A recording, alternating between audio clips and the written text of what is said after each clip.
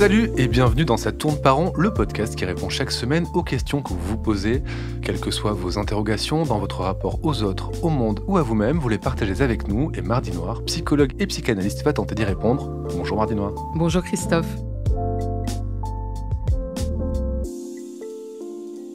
Aujourd'hui, cette question de Dimitri, aussi courte que compliquée. Dimitri vous demande de lui expliquer une formule de Lacan qui parle d'amour et qui sonne presque comme du Duras. Cette formule, c'est, je cite, « L'amour, c'est donner ce qu'on n'a pas à quelqu'un qui n'en veut pas ». Bonne chance, Mardi Noir.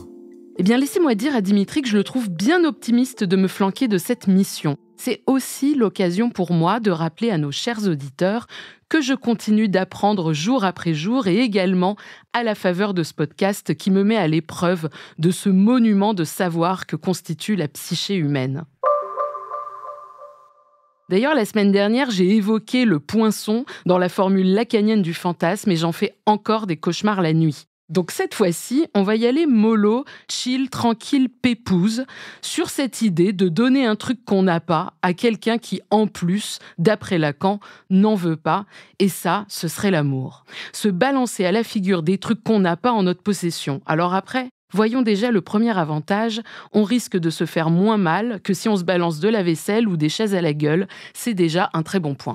Ne noyez pas le poisson, Mardi Noir, ne vous défilez pas, je vous repose la question, qu'est-ce que veut dire Lacan avec cette phrase « L'amour, c'est donner ce qu'on n'a pas à quelqu'un qui n'en veut pas ». Je crois que ce qu'essaie de nous dire Lacan, c'est que l'amour n'a rien à voir avec rouler des mécaniques. Oui, j'ai 100 ans, je ne sais pas d'où je sors cette expression. Mais c'est vrai que quand on rencontre quelqu'un qui nous attire, il peut y avoir cette attitude de façade, de se montrer désirable, plein de soi-même. Ou à l'inverse, et cette stratégie n'est pas toujours heureuse, croyez-en mon expérience, on se montre plus déchet qu'on ne l'est, un peu nul. Genre le mec te dit t'es belle et tu réponds non, je trouve pas, j'ai des complexes. Bon, mais bref, dans les deux cas, l'autre n'a pas encore vraiment de place en tant que tel dans ces échanges. C'est une parade. Marrant ce terme de parade. Ça dit bien ce que c'est, quelque chose qui se montre, mais qui part à toute possibilité d'atteinte. Je caricature un peu, mais on peut s'imaginer facilement un homme hétéro qui fait la cour à une meuf en l'invitant dans un super resto, en lui faisant découvrir une super vue sur les toits de Paris. C'est un temps de séduction, mais ce n'est pas encore le temps de l'amour. Quand l'amour survient, ça fait vaciller quelque chose en soi, ça fragilise, ça rend vulnérable, un peu pâteau, un peu ridicule, un peu dépendant. Mais si on ne montre jamais ça à l'autre, si on ne peut pas céder un peu sur l'illusion de tout gérer, difficile alors de parler d'amour. Donc ce serait ça la partie du don de ce qu'on n'a pas, supporter de donner de sa position de manque fondamentale qui rend vulnérable, qui laisse un peu tomber la parade. C'est donc en quelque sorte le partage de ce manque qui fait l'amour. Jacques-Alain Miller le dit comme ça. Aimer, c'est reconnaître son manque et le donner à l'autre, le placer dans l'autre. Ce n'est pas donner ce que l'on possède, des biens, des cadeaux, c'est donner quelque chose que l'on ne possède pas, qui va au-delà de soi-même. Et en fait, c'est plutôt bien vu. Il y a un moment où on en passe par l'aveu, par le fait d'avouer ses sentiments. J'insiste sur ce terme d'avouer parce que c'est une façon de se délester, mais surtout d'avouer à l'autre que sans lui ou elle, il manque quelque chose. Donc vous nous avez bien éclairé sur ce qu'on n'a pas, lacanien, ce manque, mais pourquoi celui à qui on le donne, ce manque, selon Lacan, pourquoi celui-ci n'en veut pas ? Alors là, ce à quelqu'un qui n'en veut pas, je suis bien en peine, je dois vous l'avouer, j'ai des doutes sur le sens de cette partie de la formule. Moi, je me l'explique par l'idée qu'on ne veut pas que l'autre soit trop castré, trop manquant, trop dépendant. C'est-à-dire qu'il faut qu'il nous l'assure par moment, mais évacuer aussi assez vite cette position. Sinon, ce serait d'une dissymétrie absolue. Quelqu'un qui est toujours dans une position de vulnérabilité, et l'autre qui l'y maintient ou ne l'aime qu'à partir de cette position fragile de dépendance. Je ne sais pas si c'est ce qu'a voulu dire Lacan, mais ça me semble assez logique que ce soit ça. Il faut qu'il y ait symétrie dans l'énoncé pour que la réciprocité de l'amour se vérifie.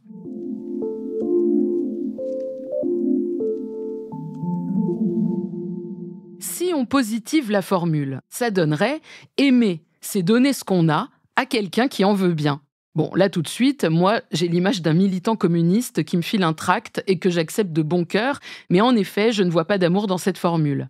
Pareil, si un mec m'offre des fleurs et que je les accepte, c'est pas pour ça que je l'aime. Je suis flattée, je suis contente de mettre un joli bouquet chez moi, mais ça va pas forcément plus loin. En revanche, un homme qui me dit un peu gêné qu'il est amoureux de moi, que j'entends et que j'accepte cette déclaration, voilà, chers auditeurs, vous ne pouvez pas me voir, mais j'ai un petit sourire niais qui se dessine sur ma bouche. Tout à fait, très niais. Mais hop, ensuite, on passe à autre chose. Si l'autre reste trop longtemps béat avec des yeux de merlan frit et que je ne parviens pas à le faire sortir de cet état, c'est que peut-être, au fond de moi, j'ai envie qu'il reste comme ça, profondément accroché à mes basques, pour que vite ça me gonfle et que je puisse lui dire à quel point il fait pitié. Vous voyez bien que c'est pas de l'amour, ça. En fait, je crois que l'amour, c'est en effet assurer à l'autre son propre manque et que l'autre, en retour, puisse le formuler aussi, un peu comme un « je te renvoie la balle ». C'est peut-être ça le « à quelqu'un qui n'en veut pas », un renvoi de balle. Et parce qu'on parle d'amour et que je l'ai cité en introduction et qu'elle a très bien écrit sur l'amour, j'ai envie, pour conclure ce podcast, de vous conseiller la lecture du Ravissement de l'Olvestein, par Marguerite Duras donc, et surtout l'hommage fait à Marguerite Duras du Ravissement de l'Olvestein, un texte de Jacques Lacan qu'on peut trouver dans l'ouvrage Autres écrits. Merci Mardi Noir et à la semaine prochaine. Ça tourne par rond est un podcast de Mardi Noir, produit et réalisé par Slate Podcast. Direction éditoriale Christophe Caron, production éditoriale Christophe Caron et Nina Pareja, prise de son Nina Pareja, montage Marius Sor, réalisation Aurélie Rodriguez. La musique est signée Sable Blanc.